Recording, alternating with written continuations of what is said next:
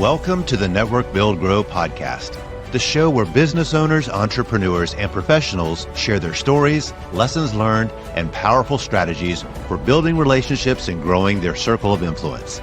With Melissa Taylor, your host, each week we'll bring you actionable insights to help you build a better network and a better business. Let's dive in. We are excited to have Alison Simmons with us here today. Hi, guys. So excited to be here, Melissa. Thank you for having me. Absolutely. So let's just kind of dive right in. I mean, I know a lot about your business, but I want you to explain to everybody why you started your business. What was kind of the turning point for you? Oh, gosh. Well, that's actually a really funny story. So I have 5 kids and I am five. I am a highly ambitious woman.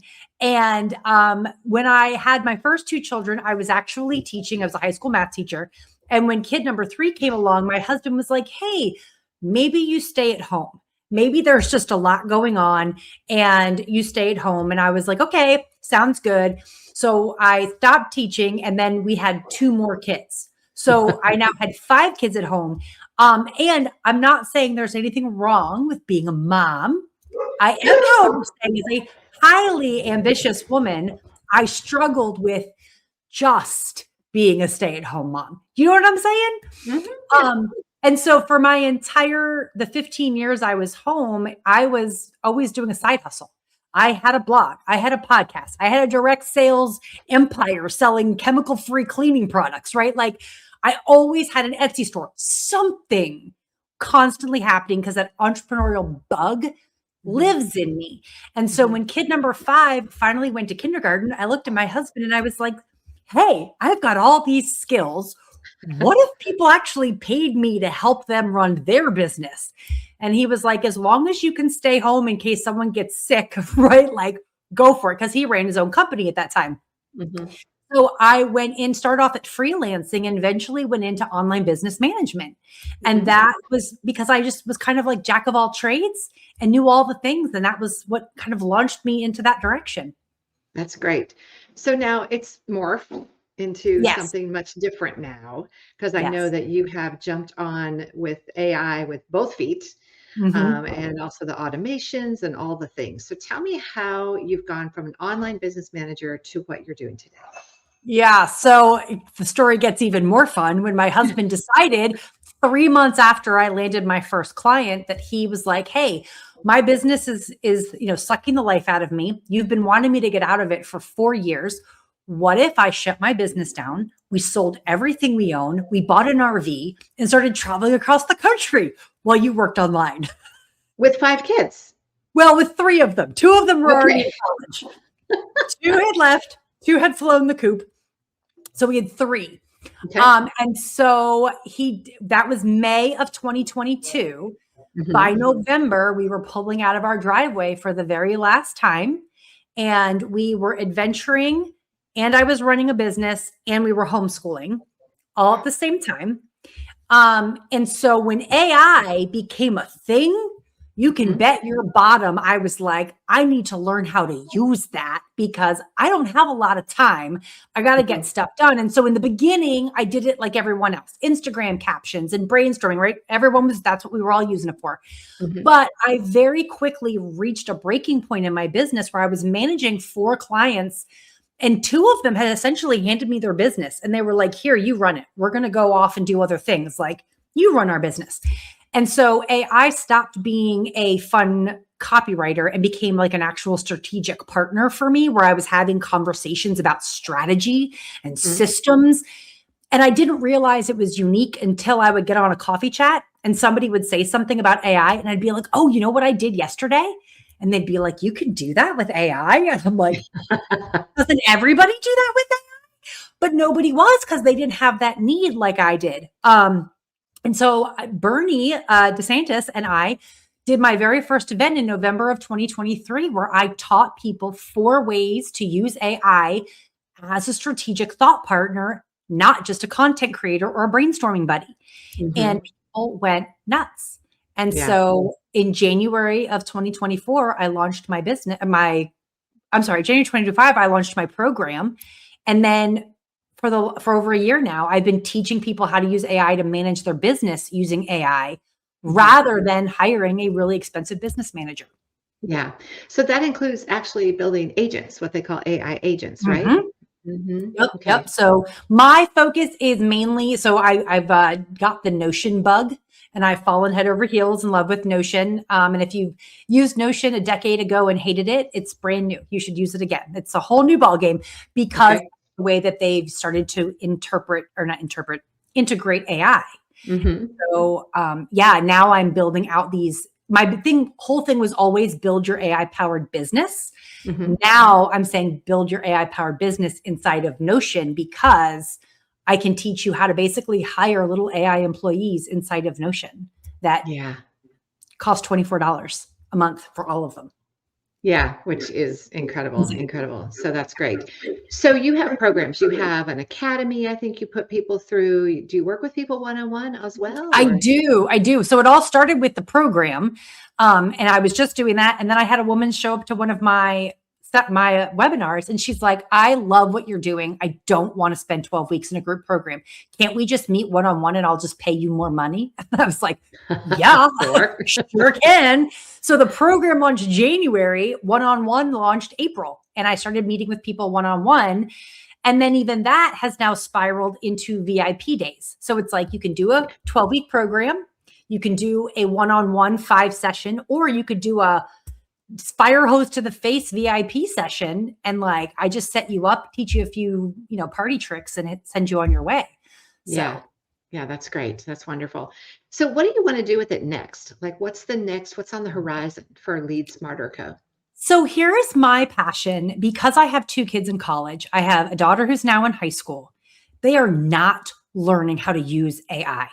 AI is like in education. It's like, don't touch it. You're not allowed. It kills creativity. It's too easy to cheat, blah, blah, blah. And I'm like, well, yeah, if you use AI at a surface level, it is all those things. But what I think is super sad, particularly for my college age kids, they are graduating with degrees that are going to do them no good in 2 years because they know nothing about AI. And companies want people that are savvy in using AI. And so my thing is like, I want to get into colleges. I want to get into high schools, and I want to start teaching kids how to use AI, not to take away their personality or creativity, but to amplify it so that now they can go into the job space and be like, I can do the work of 5 employees for just me because I know how to outsource my own brain into AI. So I would love to be able to get into that space. That's great. What a great place to be. So now you no longer travel on the road. How long did you do that for? 2.5 years. 2.5 years all over the country? Well, we stayed on the western side of the United States. We started in Indiana, and we crawled across the southern border, and then we went straight up to Northern California. And I got to a point where I looked at my husband. I was like, I can't homeschool anymore. I can't homeschool an adventure and run a business. Someone's going to die, and it won't be me. It'll probably be one of the children. So we decided to actually stay on my in-laws' property in Northern California, which is the most gorgeous. Oh my gosh. Like Shasta Mountain is incredible. So we parked the RV, and it became our home base. And then we would adventure. We'd go on a 16-day road trip. We'd go on a weekend to the coast. So we started doing these little mini adventures instead of road tripping constantly, so that we could put the kids in school, because Mama was done with homeschooling. Mama was done, yes. And where are you now? Where do you call home now? Now we're in Northern Texas. We've when we got Abigail was ready for high school, we was like, it's time to get back into a house without wheels. We need a little bit more stability. And so we all, during our road trips, fell in love with Texas and Oklahoma. So we live on the border. You could spit from our house and hit Oklahoma. That's how close we are. We literally spent this last weekend. We went into Oklahoma to go hiking for the weekend. That's so great. We love it here. This is where we decided to be home base for at least another decade. Yeah. So you have just one at home now? No. Still have 3. You still have the 3. High school, middle school, grade school. High school, middle school, and grade school, and 2 are in college, or have they now graduated? They're in college now. Yeah. Okay, great. Okay, well, wonderful. So that's a lot. That's a lot going on. You have a lot going on, and you've got more energy. I've actually attended some of your things, and you have a ton of energy and a ton of information that you give. So definitely, people that are listening, make sure you get connected with her for some of her stuff. But let's talk about how networking has played a part, because being kind of a nomad, so to speak, you obviously didn't go knocking on the door at your local place to get business. How have you used networking during all of this? My word. So because I am a people person and I need to engage, and my husband can only take so much because he's an introvert and he doesn't know anything about the online business space. So it's like all Greek to him. I went seeking for networking groups. And of course I was trying to get started on LinkedIn because I was like, that's where my ideal client lives.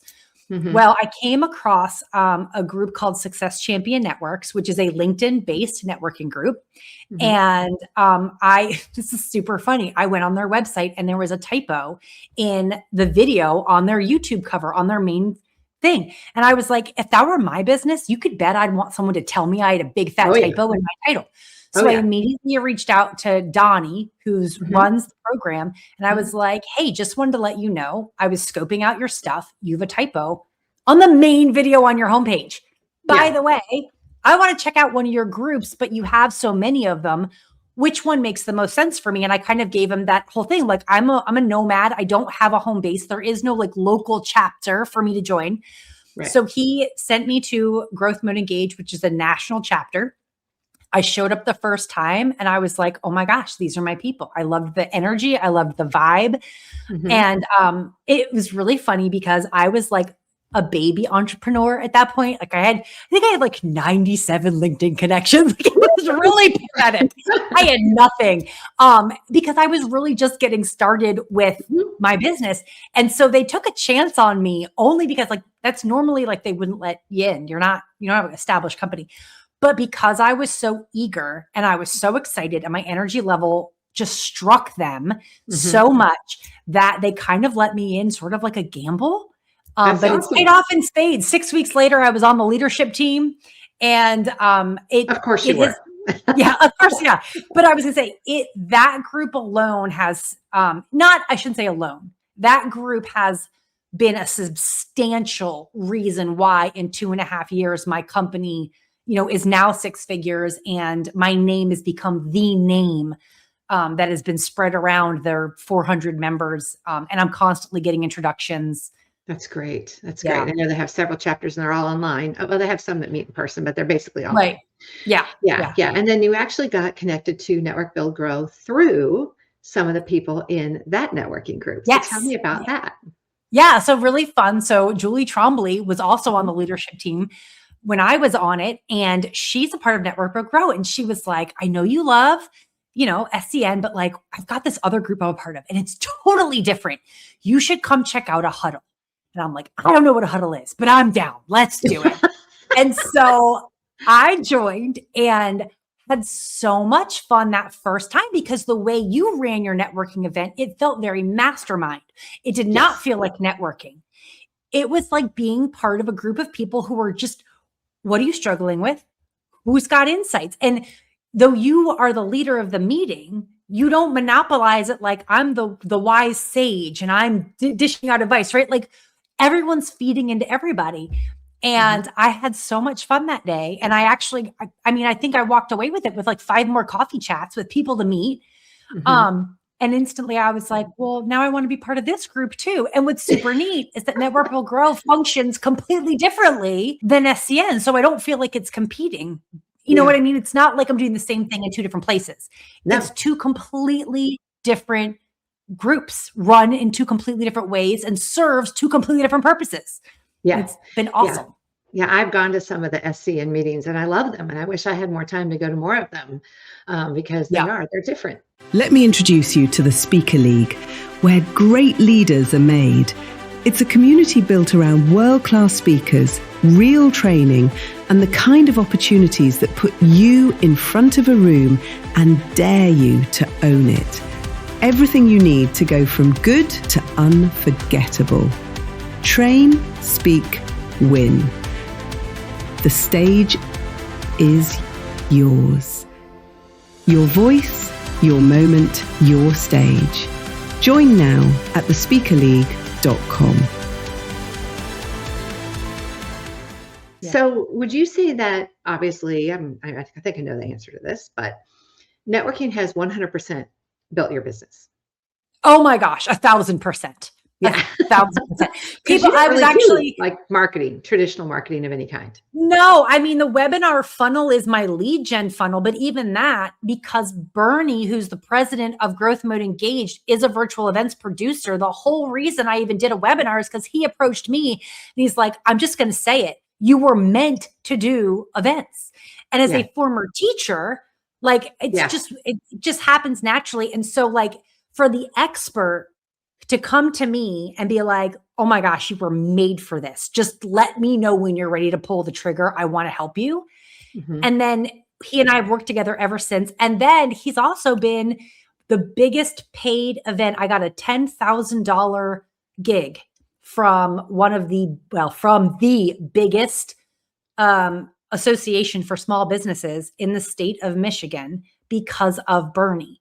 That's great. And we've done it more than once. You know what I mean? And like, so not only was he the one that is the catalyst for my lead gen that has been building my business for a year and a half, but he's like single-handedly brought me the most cash for a one-time deal. Like it's been insane. Yeah, that's great. Well, as a speaker strategist, I'm a big fan of the webinar funnel and the speaking funnels. So I love it. And Bernie and I have done some things together as well. He is a great producer. So that's wonderful. All right, let's do some rapid fire questions. Are you ready for this? I'm ready. Hit me. Okay. First thing that pops into your mind. How can AI power your networking? Ooh, how can AI power your networking? Well, the way I use it is because it tracks all of my calls. And then immediately after a call that I recorded, I could be like, all right, number one, is this an ideal client? Number two, who did I say I was going to refer them to? Quick, help me make the introduction. Give me a to-do list. Right. So it does. I mean, I use AI to help me stay in touch with people and to help me stay relevant. If I got off a call, I blink and I have 5 other calls lined up that day. I don't remember. At the end of the day, I can go back to my AI assistant and be like, review all my calls today. Remind me, what tasks do I need to do? Who do I need to refer? Who do I need to follow up with? Who do I need to put in the possible lead gen funnel? And it organizes all of it for me. So it really is I call it the intern, right? It's the intern that sits inside of all my conversations and take notes for me. At the end of the day, it's like, hey, Alison, here's everything that you need to get done based on all the calls you had with people today that you met. Great. Thanks, AI. By the way, my AI's his name is Albert, after Albert Einstein. Oh, that's so great. I think everybody should name their AI. That's wonderful. That's wonderful. Okay. So let's do another one. You're involved pretty heavily with just 2 groups. It sounds well, I have a third one as well. That's a Facebook group. That's a Facebook based group. Okay. So what do you think is too much and what do you think is too little as far as like getting involved? I think too much is when you make commitments that you can't be fully present for. Mm-hmm. So I can do 3 networking groups because I am a very committed person and I like that time is blocked off on my calendar as an appointment. Nobody books in. If I reach a point where my calendar is so full that I can't make those commitments, now it's too much. So that's number one. I think that's the most obvious. Yeah. Don't commit to something you're not actually going to be committed to. But number 2, I think that too much versus not enough is like, are you getting any ROI? Like, are you meeting the people that are either direct clients or are opening doors for you to direct clients? And if the ROI isn't there, I don't care how great the people are. I don't care if you can come every week. It's not worth it. And sometimes that's really hard because you have to say no to things that you're like, oh, but I like those people. Mm-hmm. Well, great. But if it's been 6 months and you haven't gotten a single introduction that's opened another door for you, that's not a good fit. Yeah. Or learn something significant to run your business better or something. Right. Exactly. All kinds of different ROI. Yeah. But the ROI in the end, bottom line, have I made any money based on who I've met or what I've learned? Right. Is the best way to put it. Right. Oh, absolutely. Absolutely. All right. If you could give one piece of advice to someone who has never networked before, what would it be? Oh gosh. don't be scared of feeling stupid, because we all feel that way on day one. Like every time you walk into a room full of people you don't know, everyone feels awkward. So it's normal and you have to fight through it. Not everybody is an extrovert like me that can walk into a room and walk out with 5 best friends. That's just naturally what I do.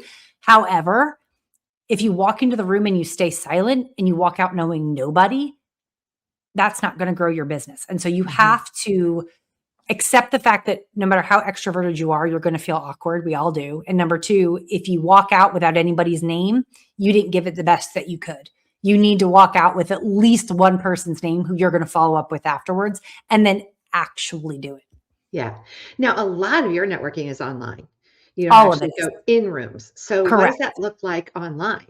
Like when you say walk into a room, though you're walking into a room online now, and not everybody can talk at the same time. So how does it work online for you? So perfect example would be showing up and engaging when you're given the opportunity. So if it's so like when I went to your huddle and you kind of did a roundtable where, oh gosh, I can't even remember the gentleman's name, but he's a sales guy. I want to say he's in Sales Accelerator or something. Probably Gary.